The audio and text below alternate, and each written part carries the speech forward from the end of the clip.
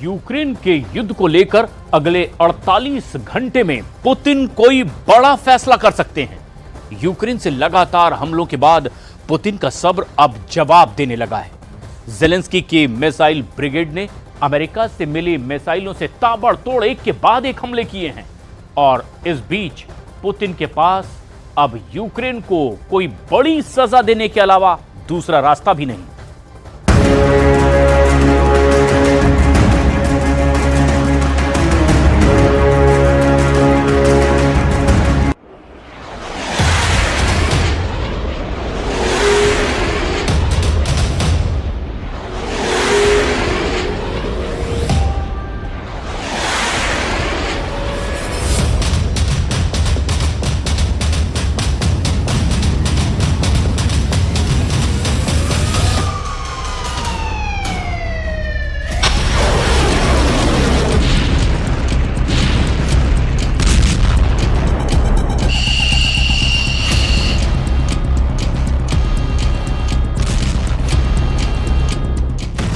जनवरी ATACMS से हमला, 5 जनवरी और शानिक से बदला।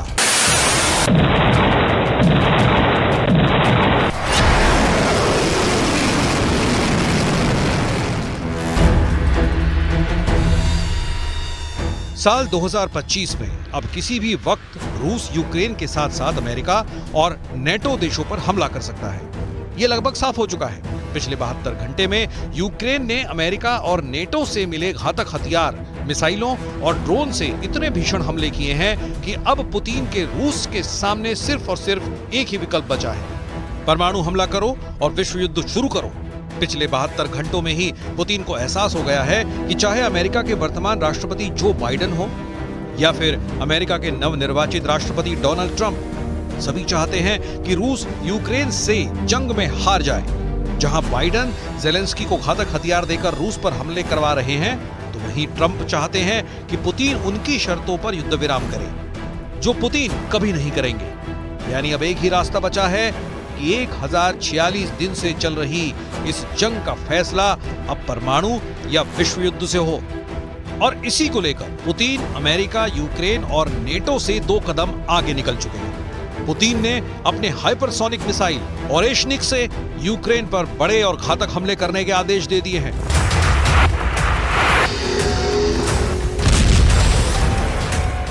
रूस के बेलगरद पर हमला, पुतिन का ब्रह्मास्त्र से बदला।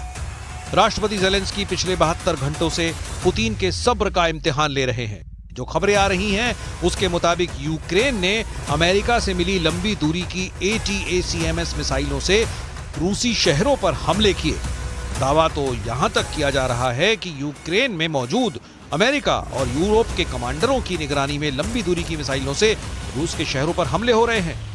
रक्षा विशेषज्ञों का साफ कहना है कि 190 मील यानी लगभग 300 किलोमीटर तक मार करने वाली अमेरिकी मिसाइलों को यूक्रेनी सेना ना तो अपने दम पर दाग सकती है और ना ही रूस के अंदरूनी इलाकों में हमले कर सकती है। यूक्रेनी सेना ने रूस के बेलगरद पर अमेरिका से मिली ATACMS मिसाइलों से हमले किए हैं। अमेरिकी रक्षा मंत्रालय के दावों के मुताबिक यूक्रेन ने अमेरिकी निर्मित ATACMS यानी ऑपरेशनल टैक्टिकल मिसाइलों से रूस के बेलगरद पर हमला किया है।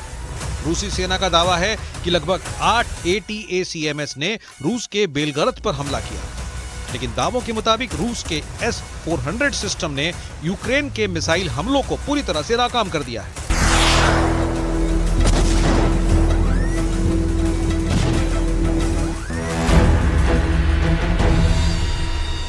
रूसी सेना का दावा है कि रूस के S-400 मिसाइल सिस्टम ने यूक्रेन के 8 ATACMS को बेलगरद में गिरने से पहले ही हवा में तबाह कर दिया। रूसी रक्षा मंत्रालय के बयान के मुताबिक 3 जनवरी 2025 को यूक्रेन के इलाके से अमेरिकी निर्मित 8 ATACMS मिसाइलों से हमला किया गया, जिसे रूस की मिसाइल रोधी सिस्टम्स ने तबाह कर दिया। रूस के S-400 anti aircraft missile system और पेंटीर SM एंटी एयरक्राफ्ट मिसाइल और गन सिस्टम के लड़ाकू दल ने सभी ATACMS मिसाइलों को हवा में ही मार गिराया है। So the message which we wanted to sell by testing in real action this hypersonic system is that we will be ready to do anything to defend our legitimate interest. We hate even to think about war with the United States, which will take, nuclear character. इधर रूस ने भी Ukraine के कम से कम 6 इलाकों पर बड़े हमले नए सिरे से शुरू किए हैं। पुतिन अब आगे का युद्ध विश्व युद्ध की तरह करने लगे हैं। इसकी झलक नवंबर 2024 से ही मिलने लगी थी। यूक्रेन के नीप्रो शहर पुतिन ने अपनी हाइपरसोनिक मिसाइलों से हमला करके यूक्रेन को दहलाना शुरू कर दिया है। पहले आप जरा इन तस्वीर को देखिए। 46 साल के राष्ट्रपति ज़ेलेंस्की ब्रिटेन से मिली स्टॉर्म शैडो मिसाइलों पर अपने साइन कर रहे हैं और रूस को चेतावनी दे रहे हैं कि अमेरिका और ब्रिटेन की मिसाइलें रूस को तबाह करने आ रही हैं। पुतिन के दावों के मुताबिक नवंबर महीने में ज़ेलेंस्की ने अमेरिका की लंबी दूरी की ATACMS और ब्रिटेन की स्टॉर्म शैडो मिसाइल से रूसी इलाकों पर अंधाधुंध हमले करवाए, जिसकी वजह से रूस को भारी नुकसान हुआ। इसलिए पुतिन ने पहले यूक्रेन के पश्चिमी इलाके को अंधेरे में डुबो दिया और अब अपनी नई मिसाइल परमाणु मिसाइल ओरेशनिक से यूक्रेन पर बहुत बड़ा हमला करने जा रहे हैं। रूसी राष्ट्रपति पुतिन ने दावा किया है कि रूस की नई मध्यम दूरी की बैलिस्टिक मिसाइल ओरेशनिक ऐसी परमाणु मिसाइल है जिसे दुनिया का कोई मुल्क तबाह नहीं कर पाएगा। पुतिन ने यहां तक कह दिया है कि रूस की नई मध्यम दूरी की बैलिस्टिक मिसाइल ओरेशनिक जब 12,874 किलोमीटर प्रति घंटे की रफ्तार से हमले करेगी तो उसे ना तो अमेरिका रोक पाएगा, न ही यूक्रेन उसकी तबाही से बच पाएगा। पुतिन ने इशारों में बता दिया कि रूस की ओरेशनिक मिसाइल का वक्त आने पर यूक्रेन की राजधानी कीव और अमेरिका की राजधानी वॉशिंगटन DC को आसानी से तबाह करने में इस्तेमाल किया जा सकता है। पुतिन भी दावा कर चुके हैं कि ओरेशनिक मिसाइल रूस के सबसे एडवांस MRBM है।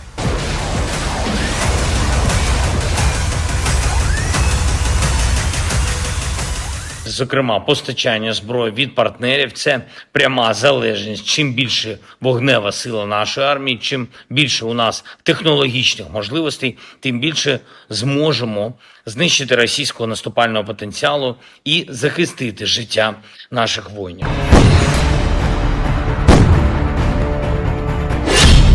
रूसी और पश्चिम मीडिया से जुड़े जानकारों के मुताबिक रूस ने तीसरे विश्व युद्ध या कहें कि परमाणु युद्ध की पूरी तैयारी कर ली है। जानकारों के मुताबिक अमेरिकी वायु रक्षा प्रणाली रूसी ओरेशनिक मिसाइलों को रोकने में सक्षम नहीं होगी। ओरेशनिक मिसाइल रूस के मिसाइल जखीरे में एकदम नया हथियार है। रिपोर्ट्स के मुताबिक ओरेशनिक मिसाइल की मारक क्षमता काफी ज्यादा है। इसके वॉरहेड में कई तरह के बदलाव किए जा सकते हैं और इसमें बेहद आधुनिक गाइडेंस सिस्टम लगे हैं। इतना ही नहीं, इसे जमीन और समुद्र दोनों जगह से दुश्मनों पर दागा जा सकता है। ये मिसाइल मैक 10 की गति से चलती है, जो 3 किलोमीटर प्रति सेकंड है। एक बार इसे दागे जाने के बाद इसे रोकना बहुत मुश्किल है। रूस की इस नई मिसाइल का नाम ओरेशनिक है, जिसका शाब्दिक अर्थ है जलनट ट्री। ये एक प्रकार का पेड़ है। ये रूसी मिसाइल आधुनिक वायु रक्षा प्रणाली को चकमा दे सकती है। ओरेशनिक मिसाइल रूस की पुरानी मिसाइल RS-26 रूबेस से प्रेरित है, जो अंतर महाद्वीपीय बैलिस्टिक मिसाइल है।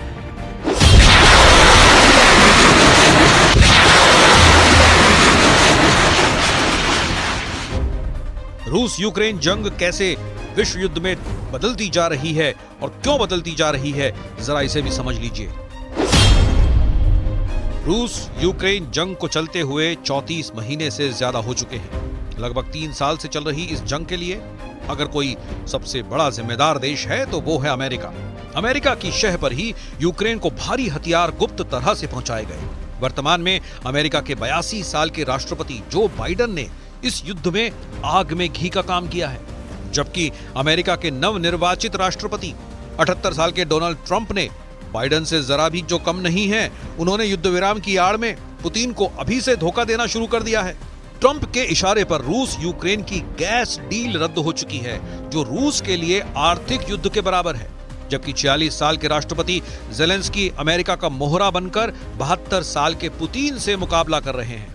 लेकिन कहीं ना कहीं अब तक 72 साल के पुतिन जंग में अमेरिका, यूक्रेन और नेटो पर भारी साबित हुए हैं। कुल मिलाकर उम्रदराज राष्ट्रपतियों ने दुनिया को तीसरे विश्व युद्ध में झोंकने की पूरी तैयारी कर ली है और कई देश विश्व युद्ध करने के लिए तैयार बैठे हैं। Трамп може бути вирішальним. І я думаю, для нас це найголовніше, що він, його якості, вони такі є. Він спроможний бути вирішальним в цій війні. Він може дійсно зупинити Путіна, або справедливіше сказати не в трендах, а справедливіше сказати допомогти нам зупинити Путіна. Він це може. У нас було кілька розмов в форматі зустрічі по телефону.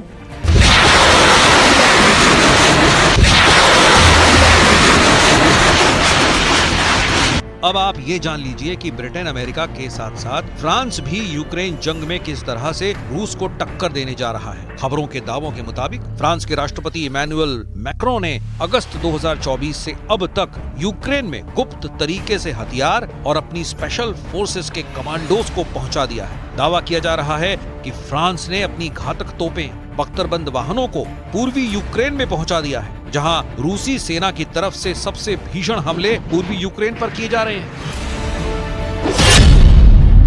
फ्रांस ने रूस से मुकाबले के लिए शैंपेन टास्क फोर्स में यूक्रेनी सेना को शामिल करके पुतिन को खुला चैलेंज दिया है। फ्रांस ने एक नई ब्रिगेड एनी ऑफ कीव बनाई है, जो रूस पर हमला करने जा रही है। यूक्रेन के लिए बनी एनी ऑफ कीव ब्रिगेड में यूक्रेन के 4500 सैनिक शामिल किए गए हैं, जिसमें से 2000 सैनिक फ्रांस से जबरदस्त ट्रेनिंग और हथियार लेकर यूक्रेन पहुंच गए हैं। इसके अलावा फ्रांस ने अपने घातक 18 से ज्यादा AMX-10 हल्के टैंक यूक्रेन पहुंचा दिए हैं। वहीं फ्रांस की सबसे घातक और एडवांस तोपखाना सीजर आर्टिलरी भी यूक्रेन पहुंच चुकी है।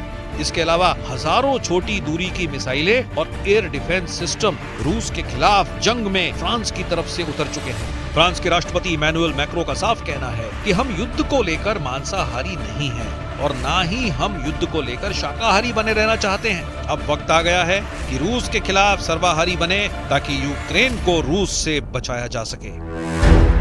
हालांकि उसके बावजूद यूक्रेनी रक्षा मंत्रालय का दावा है कि यूक्रेनी सेना रूसी सेना के अब तक 8 लाख के करीब सैनिक मार चुकी है। 28 दिसंबर 2024 को टेलीग्राम पोस्ट पर यूक्रेन के कमांडर इन चीफ ओलेक्सांद्र सिरस्की ने दावा किया था कि यूक्रेनी सेना ने अकेले साल 2024 में ही रूसी सेना के 4,21,000 सैनिकों को जंग में मार दिया है। यूक्रेनी सेना ने दावा किया कि उसने पहले महीने में 1171 वर्ग किलोमीटर पर कब्जा किया था। यूक्रेनी सेना दावा कर रही थी कि यूक्रेनी सेना ने रूस के कुर्स्क में 1326 वर्ग किलोमीटर इलाके पर कब्जा कर लिया था। लेकिन रूसी सेना ने उत्तर कोरिया के 12,000 सैनिकों के साथ कुर्स्क में ऐसा भीषण पलटवार किया कि यूक्रेनी सेना कुर्स्क के 200 मोर्चों से भाग खड़ी हुई।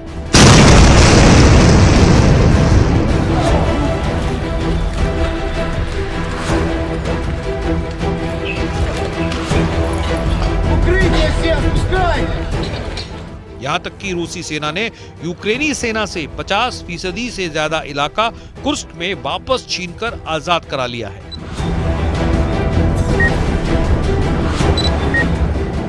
एक रिपोर्ट के दावों के मुताबिक साल 2022 से अब तक यूक्रेन के 1 लाख सैनिक जंग छोड़कर भाग चुके हैं, जिसमें 60,000 यूक्रेनी सैनिकों को भगोड़ा घोषित किया जा चुका है। कुल मिलाकर हालात ये हो चुके हैं कि अब पुतिन को रूस के वजूद को बचाने के लिए तीसरे विश्व युद्ध को करना ही पड़ेगा।